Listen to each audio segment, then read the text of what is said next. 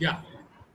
Hello and welcome. This is Ravina from The Hindu, and we are back with yet another webinar. We do these webinars every Saturday as part of our education vertical. Sometimes we discuss key issues in education, sometimes we do webinars to help with tips and guidance for careers. Today is one such webinars. It is really a perennial question. It's not something entirely new, which is whether you can build a career or make a living out of creative work. Now, even though the question is not new, the context in which it is asked has evolved over the years, and especially recently, the fundamentals of that context has changed with this boom of social media. Now, earlier, even if we talk about as far as the pre-COVID era, people had this option if they wanted like a creative break as a musician or as a dancer or as a fashion designer. Their one best or big shot would have been probably like a reality show where they could showcase their talent, get selected, and make it through multiple rounds of the show or winning the show. That is something that would give people a huge break.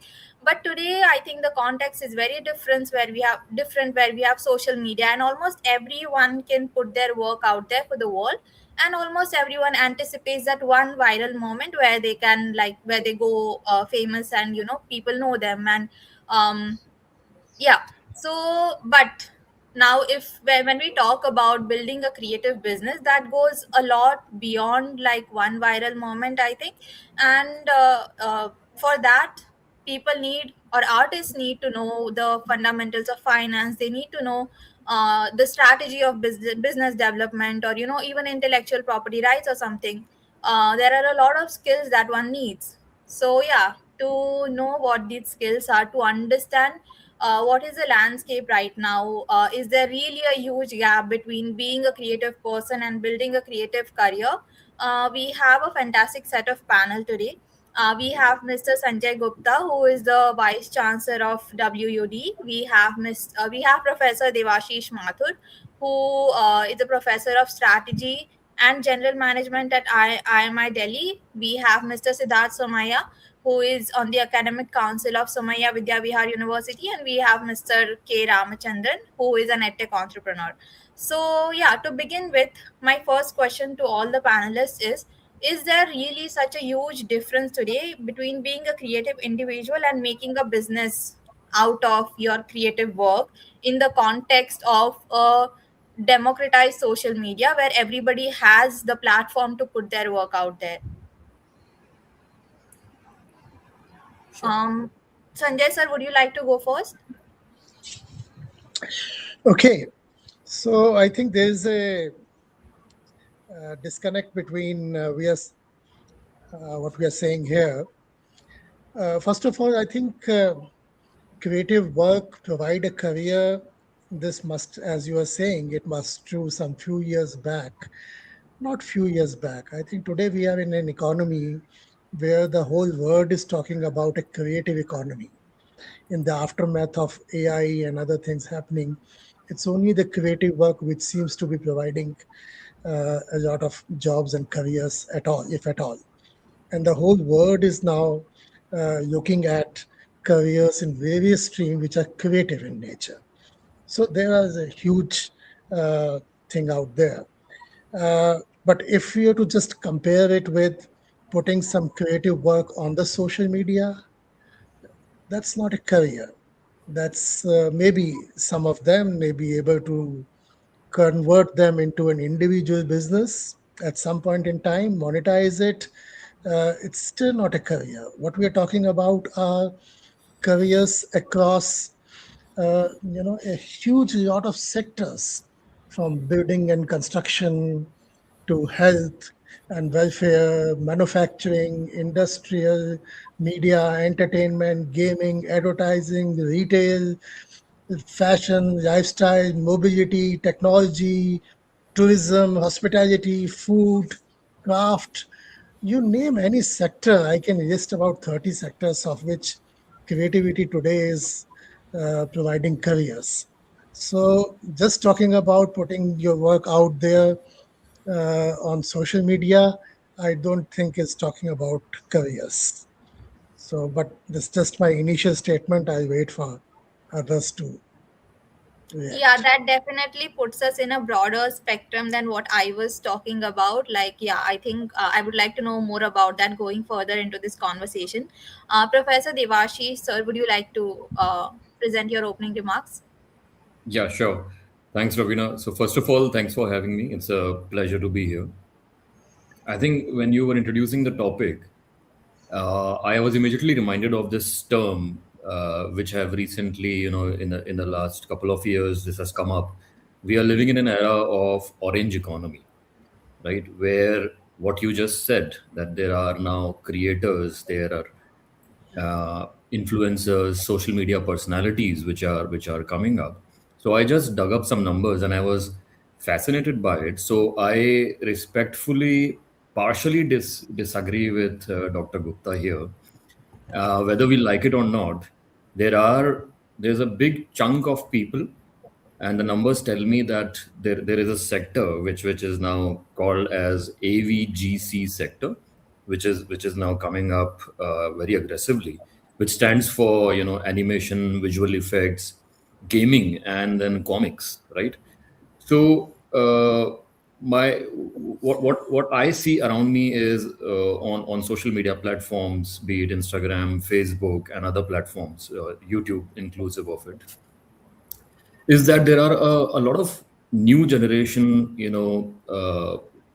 creators who are coming up and putting, stuff like stand-up comics, or people are doing a lot of podcasts. They are probably or possibly they are, analyzing, let's say, IPL. They're analyzing in, sports strategy across sports. There are people who are analyzing cuisines of different, regions. So this sector is definitely coming up. And the answer to your question in my head is that yes, there is definitely a gap. I'll elaborate on it if you give me opportunity here. What I want to say is that and that's where I agree with Dr. Gupta, that I would want to delineate with between two things. A lot of people, majority of creators possibly are what I and people like me call something as cringe content, which is that it's about, there is no head or tails to it. They are just making some content for eyeballs. The problem with cringe content, and that's where you can't have a career, is career is defined by having a sustainable, a long lasting body of work, for which you need a core skill. So let's say, for example, all of us would have seen the videos by Lallan Top, which was headed by Saurabh Dwivedi, who was in news because he's now moved out. But his core skill was to look at recent movies, recent trends, and ask and interview different people from the media, which are relevant for current sociological trends, sociological and cultural trends. So unless you have a core skill, something like that, you will not have a lasting career. So if you want a career in AVGC, you need to define what is your core skill. That's what I would start with.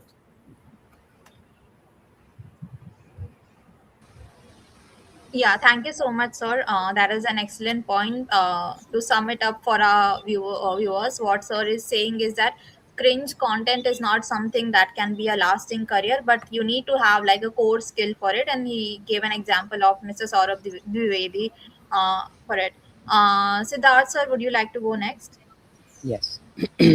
Ravina, thank you so much for having me. Thank you to the Hindu for having me. I think this question is very relevant. Um, I think in the world of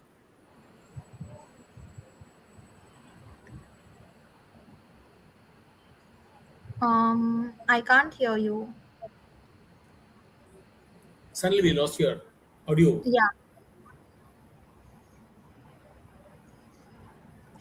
can you hear me now?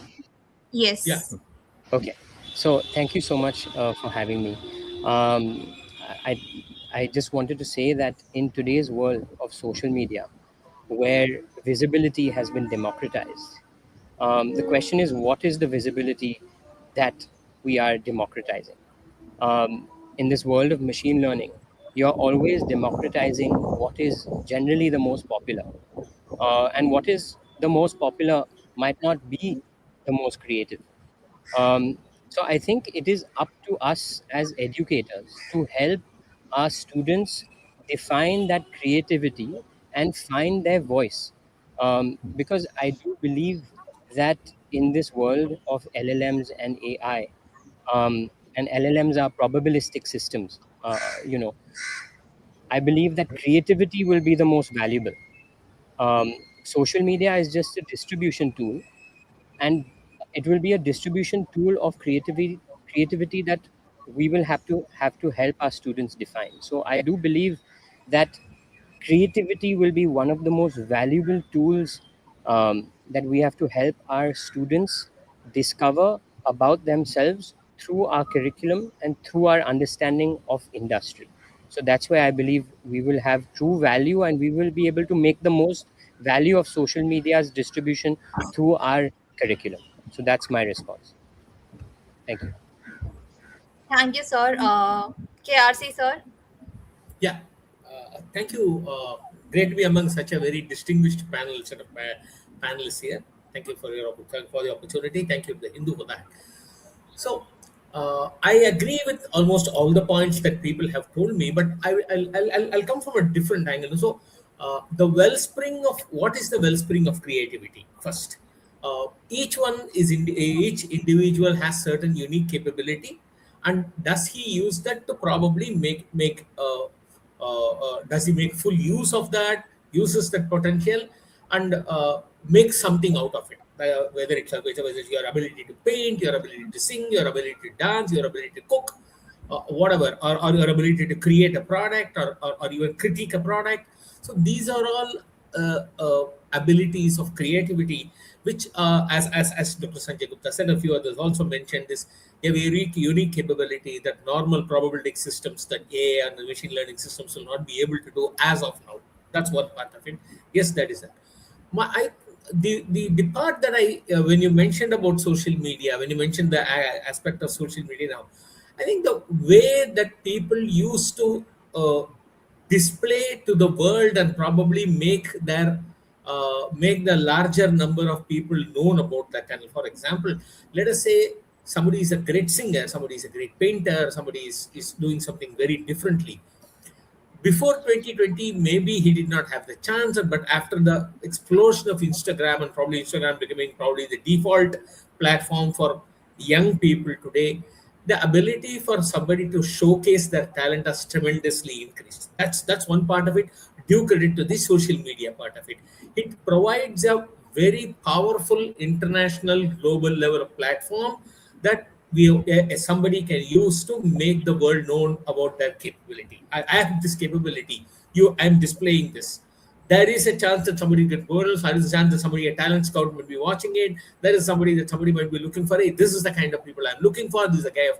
So that's a possibility. So while social media might not be the platform for somebody to make a career, I think social media is providing a platform for a larger number of people to look at a larger number of content in a more viral format, variety of formats. So, for example, let us say I spend an hour on the Instagram or probably anything, or YouTube. I know that, and I see a lot of people doing different kind of things. That is something that resonates with me. If I'm a producer, I'm a music director, I'm a talent scout. I'm looking for a young talent in terms of athletics, running, whatever. I see this. That's one possibility. So social media has provided me from it is a democratic platform. That's one part of it.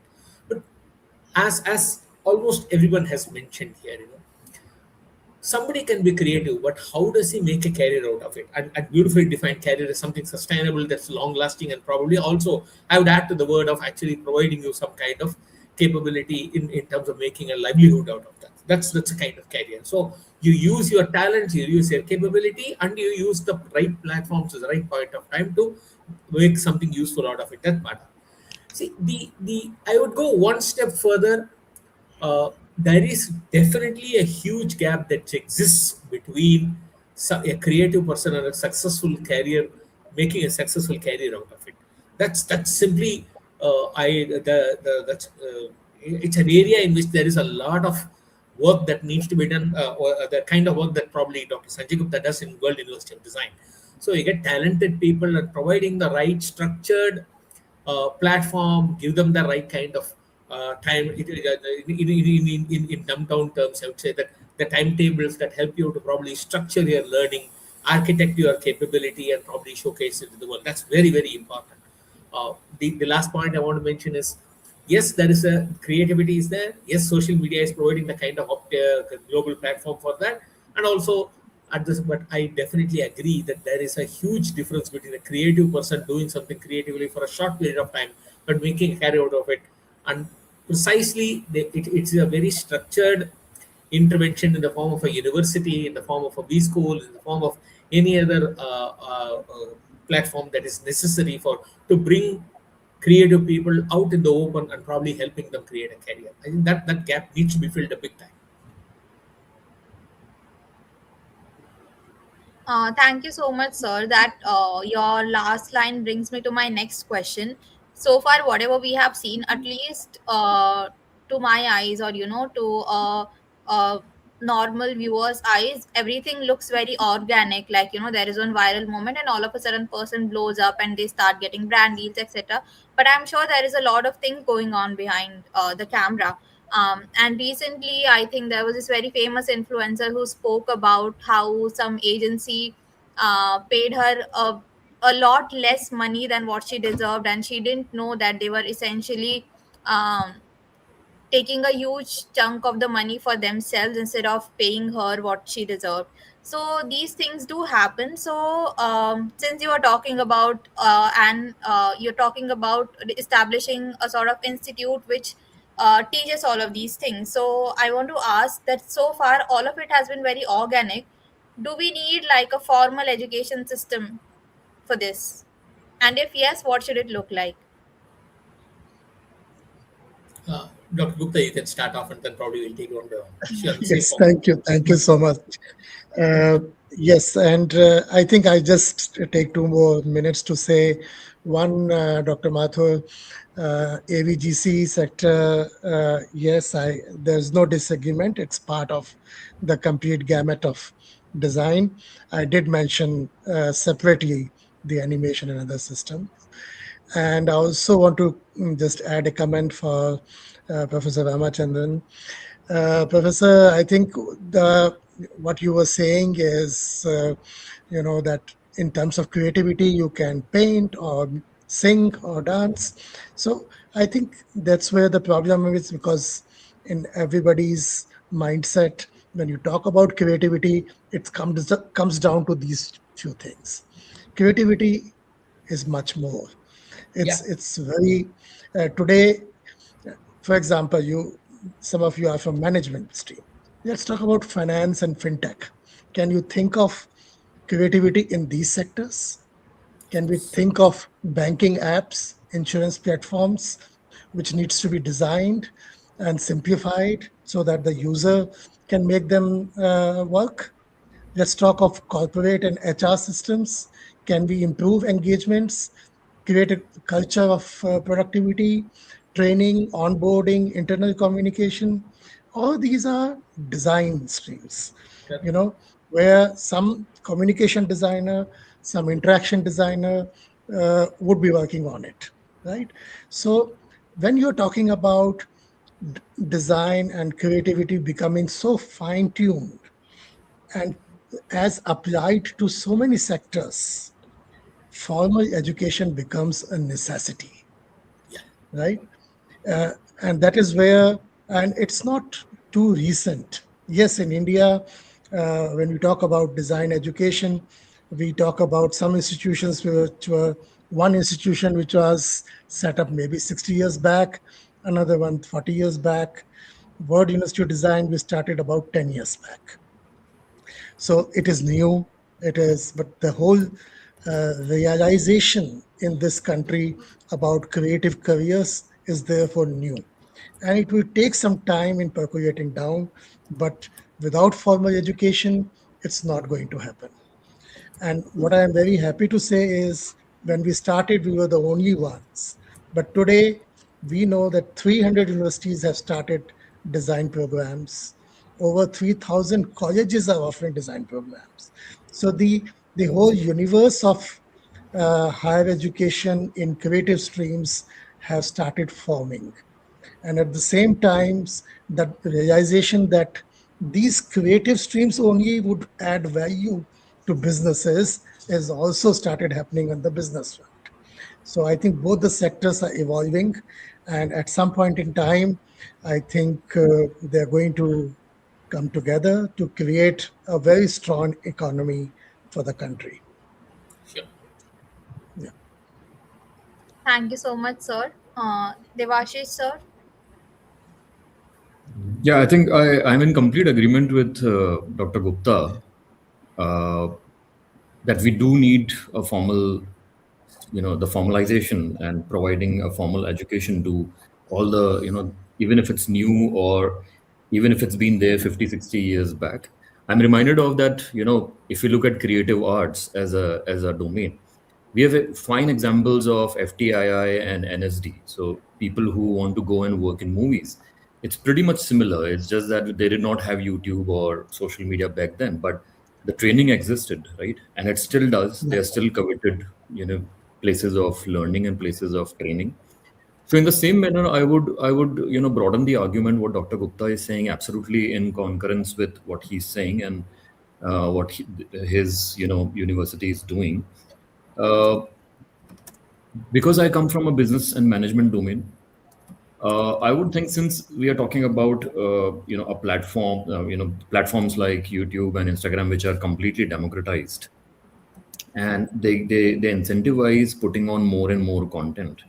The problem becomes it's paradoxical that a lot of people look at posting frequently, and hence because of that, the paradigm becomes quantity over quality, and that is the time when they require of structured a way of thinking that how do I perceive at what consumers are looking at. So for that I feel that we need to bring in more, let me call them, let's say, social media labs, for want of a better word. So we've seen the resurgence and the surge in innovation labs across technical institutions, IITs, and even IIMs, and my own institute.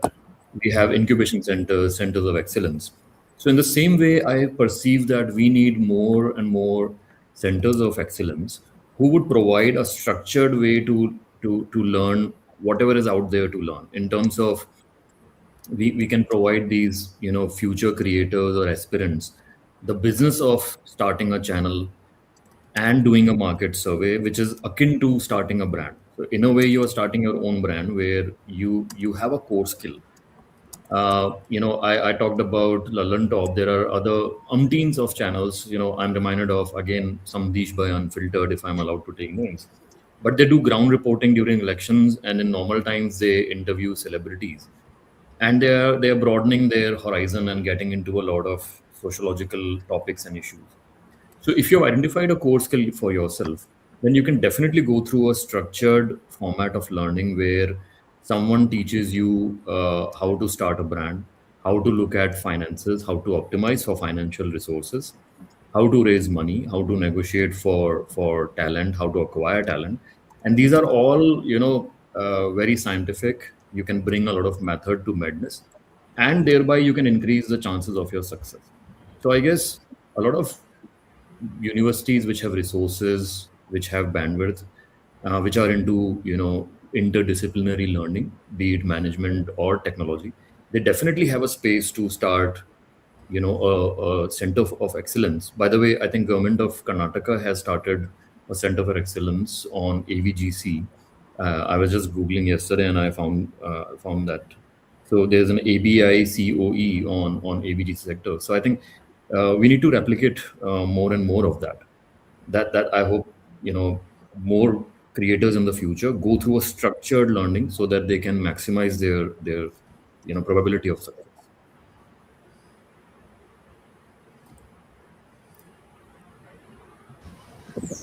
Okay, so far I think almost everyone agrees that there is need for formal education for this sector. Siddharth sir, what do you have to say? Yes. I'd like to start off by uh, addressing the issue that you brought up about the social media, um, uh, the context that you just gave us like 10 minutes ago about the social media person with their managers. I think this is something that we think about a lot at Sumaya Vidya Vihar University. We've started a school of art, a design school, and a school of music, and a film school over the last 5 years. What we understand is that there is a big difference in learning how to make art slash design and becoming an artist or designer. The bridge of that is actually learning how to value your time. How do you negotiate? How do you speak?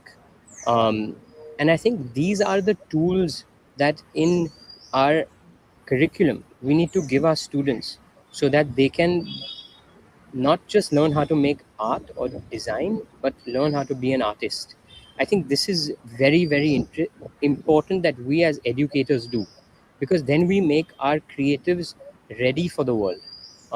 In most curriculums, we see that creative education sits in the vacuum of creative education. You rarely have negotiation skills or how do you understand a contract. What are your laws that you are able to understand if you're a creative person. So all of these things need to be put into curriculum, and that will only happen if we have porosity in different um, parts of the educational institutions that one is part of. So for that, we are looking very deeply into creating this porosity. Like for example, right now at in Mumbai at the university, we run an art residency program where we support. As of now, we've supported 80 artists from all over India, and we bring them to Bombay. We support their stay, their travel for a month, and we have intensive courses in what it means to be an artist. So we have our artists present publicly in institutions about their practice. We have them teach our students from rural and urban schools about their practice. And the idea is here to not just speak about the practice, but the more you learn how to speak, the better you get at distilling what you stand for. And I think these ways of articulation give you more confidence. And once you're more confident, you can be better at creating potentially a more sustainable career for yourself. So I think we're looking at building bridges between the different departments and not having creativity sit in the vacuum of creative education, but actually expanding and breaking the walls and building more bridges with these different departments. So that's the way I believe, and we believe at the Somaya Vidya Vihar University, that only if we build these bridges will creatives really get a true, full, uh, holistic, long-term, sustainable career. Thank you so much, sir. Um, Moving on, I think since all of us agree that there should be some formal education system for this, and I think Devashi sir, Siddharth sir briefly touched upon the kind of skills that a creator might need. But if we have to delve deeper into it, what are the skills? What are the essentials that a person needs to know? What should be part of the curriculum if we formalize this as education? Sanjay Um, sir, huh? Anybody? Sorry, is Sanjay somebody sir, else taking that? yeah. Sanjay no, sir, no, you please can go go ahead, ahead. sir. Please go ahead. Uh, I think now I switch slightly to since everybody is discussing about social media and people who are working on the social media only and that sector.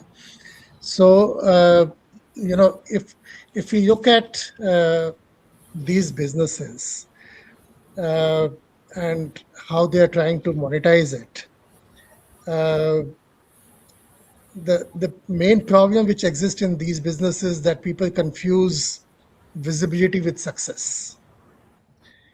So if you get a lot of followers, it does not automatically translate into income. And a lot of them are because they have not gone through a proper education system. They undervalue themselves, sometimes overprice themselves. They're trying to do everything themselves. No collaboration, no network. Uh, there is a lack of consistency. There's a sporadic output. The discipline which requires for talent to convert into a business is not there. uh, that portfolio kind of a thinking, which comes when you go through a formal education system, uh, does not exist, because you're still talking in terms of each day is a new day, and you think of something doing new and more powerful every day, which will get you more followers, more views, more likes, but you're still not doing creating a body of work. So that kind of thinking is missing. uh, More importantly, I think uh, you ignore the typical industry pathways. You're not exploring jobs, studios, structured roles. You're thinking of you as an independent success, one man success, which works in some cases, but for every one success, there might be 1,000 people who would not be successful. So, but a systemic thinking is required, uh, because that will convert this into this. And that comes from the formal education, because then an education teaches you to design for context, not for yourself. And that's where we create a difference. I don't know if I answered your question In a way, properly, yes. Ravina, or not. Yes.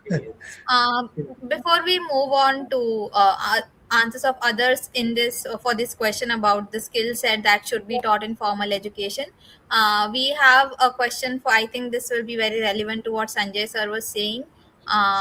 One of our viewers is asking, "Will creative work in computer programming provide a good career?" I think you are the one who has been talking about creativity beyond just artistic pursuits. So, what would you say to this? Yes, yes, I'll be happy to answer that. You see, computer programming, with the coming of the LLMs and AI models, uh, has changed the way it used to work. A lot of what used to be there is now being done by the LLMs. But if you mix creativity with that, and if you think of UI UX, if you think of the way animation, gaming, UI UX, every website, web design, any of these, apps you are working on, the financial models, your payment systems, anything which you are working, anything digital which you are working requires design. It requires a study of the behavior. It talks about information design. It talks about the interface with the user. It talks about the experience which the user has, whether he gets frustrated or whether he's happy or whether he can complete his work within a few seconds, or it takes him ages to go through that. If an uneducated person, or if your father or your grandfather can easily access that app and work on it, all of that design goes into computer programming with design, right? So the interaction of these two is what is the new frontier, right? So we have, of course, at our university, many of such programs running at various levels. We have a BTech in computer science and design. We have a master's in UI UX. We have a bachelor of design in digital product design systems. All of that is aimed at the exact interface which you're talking about. Sure. Thank you so much, sir. Coming back to our previous question, what are the skill sets that need to be taught in formal education? Devashish, sir, you had something to say. Thank you. Yeah, let me just combine and give a crisp answer to both the questions. I'm glad Dr. Sanjay Gupta mentioned all of this, because I was about to say the same thing, that people who are creative and want to have a career and livelihood out of creative arts, in one word, they need to be masters of design thinking, which is essentially they need to understand and empathize with the end user, and understand, because we are talking about how creative people can using social media platforms, you know create a career for themselves. I think all of us are in agreement, and what we essentially are saying is that a career can be made when you can ensure that you are empathizing with the end user, and you are creating value. And that is the key difference between people who can do it for a very short period of time, do some mindless content, ride on the waves of trends, but compared to people who do it for much longer and they create a body of work. So if you're gunning for a career which is value driven, one needs to learn design thinking, be it because it's a product, it's a brand. Even in your own life, you can use design thinking and apply it really well.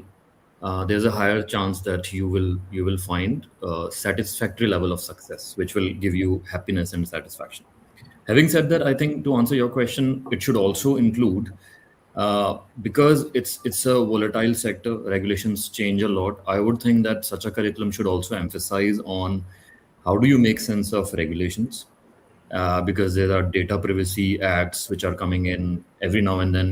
Recently, Meta and Google were in news in US, and they have been sued by users. So the risk also runs for individual creators.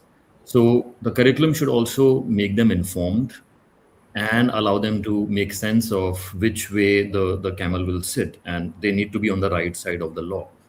Along with it, I think they should also be made to learn on intellectual property rights, how they should protect their brand, their content, uh, and also train other people without stepping on others' toes. So content is the creative part of it, which a lot of people are intrinsically, they are driven for it. So I don't think, if someone is a musician, they simply need to learn music. I think that's a standard way of learning. Other than content, I think I would say that the curriculum should rely and should actually help them with how to create a brand for themselves, which will include everything about the brand, which is marketing, which is finance, operations, so that you have a long term vision rather than a short term vision for yourself. Sure. Thank you so much, sir. KRC sir has written an article for us about this, and in that he details some of the skill sets that you need. Sir, would you like to talk about it here? Yeah, sure. So if I have to look at it as a formal education system, organized education system that is necessary for them to become successful and in a career on creativity. So there are three parts to it. One is, I think, the entire architecture of learning has also got to evolve to that kind of set of people. So there are people who can learn things in a certain way, but there are also people who are bubbling with so much intellectual energy, creative energy, that they might not fit into the formal system. So there needs to be a far more non-linear and disaggregated kind of architecture, where they will be able to switch between a studio, a formal classroom, doing a capstone, getting things done through internship, and then showcasing their capability, doing some jig work. All this that they need to do. So that's why creative people are a lot of energy. They spend their energy more on different types of things. Their mind itself is more experimentative. So that way, that the entire architecture of learning has to be slightly, of course, it's evolutionary, but it has to be slightly non-structured for them. They might not be they might lose their capability if they put them in a normal, for a relatively more rigid system of, say, something like a B school or something like that. But they need to, that's the first part, the learning architecture of the system. That the system needs to probably slightly evolve or disaggregate itself so that it accommodates the kind of creative energy of a set of people. One. The second is, uh, definitely, the curriculum should lend itself on 3 points. One is, yes, how do you improve your own capability? So give them a lot of work, practical work in doing that. And as very rightly pointed out by Devashishi, so he or she needs to undergo things like what a personal branding, how do you protect your intellectual law, the IP, how do you ensure that you not treat on other people's IPs, how do you protect that, what is sacrosanct regulatory systems, what it's changing, what is data privacy, all that needs to definitely come in. And more importantly, I think finally they also need to know more about money. So for example, they need to probably have some really powerful, robust courses on raising money, entrepreneurship. I think every creator is also an entrepreneur. If he wants to convert his capability, for example, let us say I'm really good in baking cakes, I'm really good in designing products or designing systems or designing apps. So how do I also ensure that part of it is also taken? If I want to monetize that, how do I probably say become an entrepreneur? How do I identify say an investment banker? How do I pitch for that? What is the money raise? My marketing, my strategy, all that also needs to be there. So it's a combination of yeah, a disaggregated system, which will probably be slightly less rigid than a formal B school. It will also have the elements of a B school in terms of entrepreneurship, marketing, strategy, branding. Will also be that, but probably more internal looking than external looking, so that he can and also provide itself for lesser, probably lesser classroom kind of interaction. The pedagogy needs to change that way. The andragogy needs to change in terms of you can't teach certain things to certain kind of people. So all that needs to come together. While it is evolving in my mind, but I definitely see a B school plus a design school plus probably a living entrepreneurship ecosystem. That would probably the best way to describe probably a studio like setup that a creative person will need to be, but at the same time needs to undergo a structured learning that is necessary for him or her to ensure that he becomes a very successful in both creativity as well as career. Thank you so much, sir. Siddharth, sir, would you like to add on to whatever everyone has said? I think I already mentioned what I think would be the most valuable parts of Yeah. a creative curriculum. So I actually saw an interesting question in Yeah. the side note about imagine imagine a job market in the year 2035. Um, I would really like to address this if that's okay. Yeah, I'll just read out the question for our Yeah. audience. Um, so yeah, we have a question. It says, imagine the job market in year 2035 when AI integration has happened far and wide, even in India. Algorithm-based occupations have been largely displaced, like auditing, translation, graphic design, data analyst, legal drafting, etc. And demand for conventional degree program has collapsed. How do you see rigorous UG design degree then? So I think this is a very, very important topic right now. I think what happened in the Industrial Revolution, where physical labor got disrupted by machines, I think for the first time, potentially, it's possible that humans might be the second most intelligent, thing on the planet, is what people say.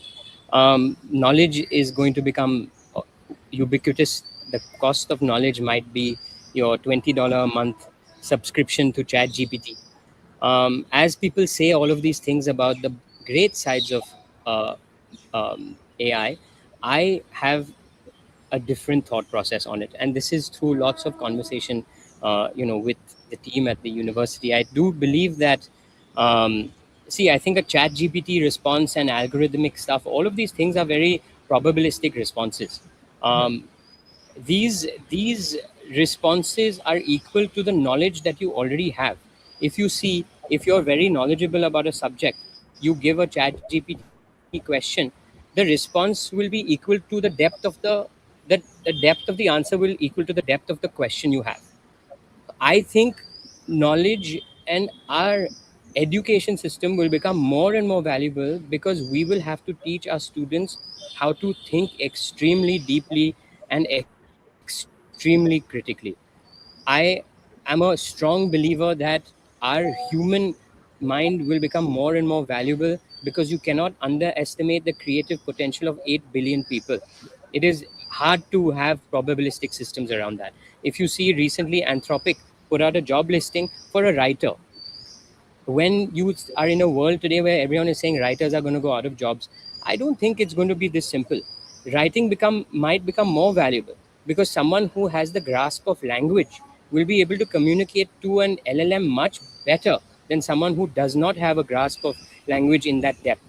So I do believe that in the future, as as scary as it may seem that LLMs might take over all our jobs and all of these things, I think the value of human critical thinking and human creativity will be most relevant here, and this will only happen in a university where you have access to your peers, you have access to knowledge, and you have access to incredible professors and incredible visiting professors. So I do believe that, in fact, undergrad degree will be more and more valuable as time goes on and as knowledge becomes ubiquitous. Thank you, sir. Devashish sir has answered in text there. Sir, would you like to answer the same question live? Yeah, sure. It's an interesting question, and I agree to everything that Siddharth just mentioned. I will simply add, the critical thinking part, what Siddharth was mentioning. I will add another aspect to it, that humans have an amazing ability to empathize also, which machines probably never will be able to, even if they have consciousness, which is a question which it's not an answer which we'll get to very soon. So I would think that the degrees of the future, because I work with people and organizations in developing strategies for the near and the very far of future as well. And this is something where I've been working on projects, and everyone around me, including me, is uh, you know uh, we are sitting on the edge of our seats, figuring out what's going to happen to our education system. It surely has to evolve and it will change. What I feel and what I've written in the answer is that uh, the degrees of the future would possibly need to impart both knowledge and skills for the future, which will involve how to integrate AI in your future jobs, which we don't know what they might look like. One just needs to pick up a great book by a colleague, Professor Fanish Puranam, who teaches in Europe, and he's written a beautiful book by the name of Rehumanize, where the message in the book is the evolved organizations of the future would need to keep on maintaining the human intent and empathy at the heart of the organization. And hence, a technology upgrade of AI integration is simply a matter of becoming more efficient. But since we can't teach machines to be empathetic, so I feel the degrees of the future would need to, even if you are a data manager, you work in organizations like Amazon, SAP, you work with SaaS and all of that, the value of empathy would skyrocket, which it should. We need not work in silos. We need to collaborate more and more, like one of my co-panelists already talked about. And hence the curriculum has to evolve into not so much an emphasis on, we put a lot of emphasis on knowledge. I think we need to just circle back to skills of the future, even if they mean a lot of soft skills that we need to impart. Then we need to do, which are again, to reiterate, empathy, being a good team player, and how to keep humans at the center of the workforce. Which does not mean that we are anti AI. We simply mean that if you are a healthcare firm, how do you keep the interests of the patients at the heart? If you're an advertising firm, how do you keep the interest of your clients at heart and give them the human touch? Sure. I mean, I'd like to make a small mention of this. So, Yes, sir. Siddharth, so I want to ask you a question, because I heard you mention certain aspects as what you're doing in Somia, and also some of the comments on it. So don't get me wrong if I am asking you this. So while I agree that there needs to be a formal system, there needs to be an organized system to learn, are is there, do I also hear, but somebody is not saying it, but I also hear that are we limiting ourselves by saying that all education has to be this kind of formal? University is important, degree is important, just because we are interested in it. So is there not an alternative imagining that is possible here for a person to become make career out of creativity? So does it need to be only a kind of university kind of setup, a B school kind of setup? Is it because we are stopping our imagination because it's in our best interest. Is there not some other way of doing this in a formal manner? So if I can answer that, Sure, sir. I would like to hear you too. Sure. Please go ahead, sir. no, no. See, it's for a reason that, you know,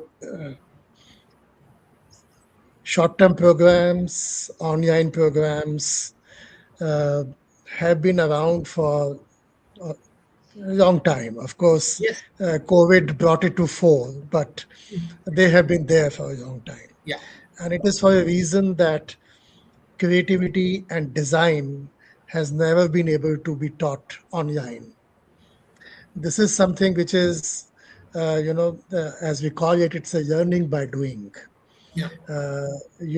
Unless you, because it's a combination of a lot of facilities of human being, Correct. his mind, his eye, his senses in terms of being able to speak, read, see, hear, smell, and combined with what he can do with his hands. They all come together to create a product or a service or something else, right? And that is why, in spite of 2 decades, 3 decades of online learning, creative education or design education has never been successful online. Okay, No, it can't be. Correct. Agree. Because anything so that that involves is, dexterity, anything that involves yeah, dexterity, and possibly using your both your faculty, both your soft and your correct, correct, such correct. ability, I understand. So my the question that But I was, having said that, yeah, uh, uh, a lot of people who do not opt for a formal degree and may, have a latent talent which they feel can be taken forward and have taken to social media and other platforms for making it, they can also try to acquire a lot of skills, right? Some of which have been mentioned by my colleagues, for example, ability to work together with other people. Because no problem in this world is a standalone problem of one domain. You yeah, know, uh, any solution would require design thinking, may require some engineering knowledge, some business knowledge. So you need to work across disciplines. So collaboration is one of the most important skill to have. You may have some very good idea, but unless you're able to communicate your ideas clearly, pitch it to perhaps a funder or somebody, the ability to tell stories around your work. If you correct. don't have that, it's not going to work. So storytelling is very good skill to have. Digital fluency, I don't even need to say, but Yeah, correct. and there's a plenty of tools and platforms and AI assisted workflows. But and another thing which my colleague said, empathy. Understanding the user, human centric Correct. solutions, audiences, Centered design. Yeah. behavioral insights to this is again very important. But in most important of all that, I think you need a problem solving mindset, right? Not just making, but solving. That is very important. And on top of all that, the professional discipline. I think what universities teach you one thing, which is very difficult to come by otherwise, are to follow timelines, to able to do iterations, to receive and accept feedbacks. These are some things which standalone may not come. It comes when you are working in a system, right? Got it. So Got that, and of course, you build a portfolio and other things. it. But Yeah. yeah, Completely Professor, agree. you can add. Yes. Yes. Yeah. Thank you, sir. We do have a comment where, yeah, AB says, I agree with the speakers. Empathy, tolerance, working in cross-cultural teams, patience, critical thinking, etc., are traits that make us human, irrespective of AI advances. But these attributes never find any mention in any job description. Maybe in academia and research, but not in industry and government jobs. Government where most jobs lie. So yeah, we have No. one last, yeah, Yeah, yeah, even if you claim you have these abilities, there has to be ways for these enterprises to check those abilities. So Yeah, Probably that's because they cannot be they will measured. not mention it. Probably it's very difficult to measure them, and what is not measured is probably not very articulated well. But still, Yeah. I'd like to hear Everybody from. expects that. Yes. Sure. yeah. Last question we will take from the audience, which is, in a world increasingly driven by virality, is there a scope for a fail fast, learn fast approach to building sustainable careers in creativity? Interesting. So, Yeah, sir. KRC sir. yeah. So see, in an industry it is possible, but not in academic sense, because academics is all about, as very rightfully and very wisely pointed out by the honorable vice chancellor. I think uh, slow learning. When I say slow learning, I'm not meaning the pace of learning. Your ability to think, reflect, iterate, get feedback, work on it, perfect it. So that kind of thing doesn't happen that can be done only in the formal education setup in a university. In university, in an industry, nobody has the time to provide you that kind of time and space. Unfortunately, that's a possibility. So in education, it's quite possible. In industry, it's you have to definitely succeed faster, fail faster, move on. That's the way. That's why the budgets are allotted. That's the way things work in any profit making system. See, also in fail fast, learn fast systems, I mentioned a few things earlier. You're unable to uh, gain that consistency and have a portfolio approach because you're always responding to a stimuli, right? So, uh, you are in a mode where you are just responding. Somebody, maybe a lot of people like something, so you go in that direction. If they don't like somebody, you went another. There's no consistency. There's no plan. There's no portfolio.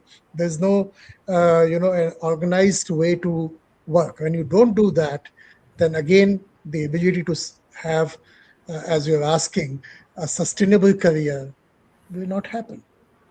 So these two go against each other. Okay, so I think they are essentially the opposites and can't really, yeah. Right. Okay. Ravina, I would like to add, and Yeah. again, I mean, I'll again club what Ramchandraji was saying earlier and what Professor Gupta has just said now. I think my sense is this is coming from, something which has become very viral, the startup world. Young people are, they want to be entrepreneurs, they want to be investors. See, in a startup world, this may fly by. You can start a venture, you can do a lot of experiments because people are driven by that first mover advantage. I guess that also works in social media, that you want to create a brand, and even if it's a repetitive content, even if others copy later, you have the first mover advantage. The key difference is in startup, you are actually solving a problem, like Dr. Gupta said earlier. By creating content, it may be harder to prove what is the exact problem that you are trying to solve. Plus, in a startup ecosystem, the ability to experiment is directly correlated with the ability for you to raise funds. So you are essentially doing experiments with someone else's money. So if you want to learn by doing experiments, that's a great way to learn. You just need to have the resources. Typically, universities which are well funded, well endowed, may give you that. And I think that is also my answer to what Ramchandran ji was saying earlier. Surely it's not one way to do things. Creative people can learn on their own. I have been on the other side when I was working in a startup. In hindsight, what I learned is, why do people, and this is the answer to why do people need MBA and why I advocate it. For no other reason, I don't believe in degree as a thappa, or you will have access to alumni network that surely is there. But sitting in a classroom which gives you a lot of leeway to also experiment and do practical, connect theory to practice, it essentially allows you a structured way to experiment. And hence, I do not prescribe to the philosophy of learn fast and fail fast, as long as each failure becomes a stepping stone to success. So you have eliminated one way which does not work. uh, Standalone way might not give you that much bandwidth to do all of that. If you are in a structured program, if the program is structured well and it gives you all these abilities, then I feel you don't need to fail fast, learn fast. You can simply learn fast and learn from someone else's mistake. That's a smart way to learn. Thank you so much, sir. Siddharth, sir, do you have something to say before we close? Yeah, I think this idea of virality is a very is a is one way of defining a sustainable career. I think virality might not be the only path to sustainability. There's multiple paths. Some are fast, some are slow, but I think what's most important is for people in fields of creativity to develop a sense of patience and also a keen sense of curiosity and constant learning. I think that is the most important thing. Virality is just one way of creating a sustainable career. I think there's many people in many creative fields who didn't get overnight success, but have been toiling away for many months or years to be able to create a sustainable career for themselves and set up their family, for a predictable income. So I think it is up to uh, you know formal, informal methods of learning to be able to give people the right tools to be able to define in themselves what they mean by a sustainable career. So I think that is the confidence that we need to give our students in formal slash informal settings. And Dr. Ramachandran, I just wanted to quickly pay a nod to your question. I don't think we have any more time, but we can take this offline and discuss how uh, you know informal learning is also a method of learning, but formal education, when we recognize a place where we can create impact through formalizing certain things in education, we just want to make sure that we are creating impact in things that we see in the bridge between what's happening on ground and a dream that a creative student might have. And that is where formal slash informal education can both create that bridge between those dreams and reality. So I can address this question. Thank Yeah, you. yeah, we will. So we'll connect. Absolutely, we Yeah, should connect. yeah, yeah, Definitely, sure. sure. Yeah, yeah. Thank you so much, everyone. It was wonderful to have you all on board, and I think this was a fantastic discussion. Yeah, this will be on YouTube for anyone who wants to watch this later. Also, thank you so much. You'll be sending Thank us you. the link, Thank Ravina. you. Yes, yes. Sure.